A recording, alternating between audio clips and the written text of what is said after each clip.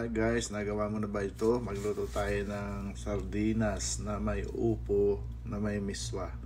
Pag wala kang makain o wala ka nang ibang maisip iluto, gawin mo ito pag may sardinas ka. Ayan yung ating upo, na 1 kilo. So ayan, may dalawang lata tayong sardinas, 555, baka naman. Ayan, so prepare na natin. Isa lang ang kaldero, painitin, ilagay ang mantika. Ayan, tapos ilagay natin ang bawang pag mainit na yung mantika. Ayan, kita nyo naman, may ikos lang sandali. Pag medyo brown na, isunod na natin ang sibuyas, mga kaibigan. So ayan, may ikos lang yan.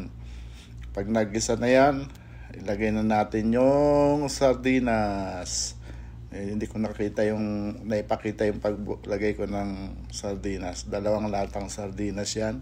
So igasa lang natin yan. Nilagyan ko rin yan ng konting paminta. Ayan, so ayan yung sardinas. So tapos ilagay na natin yung upo. Ayan, igisa lang natin yan. Halu-haluin din. Ihalo na natin yan.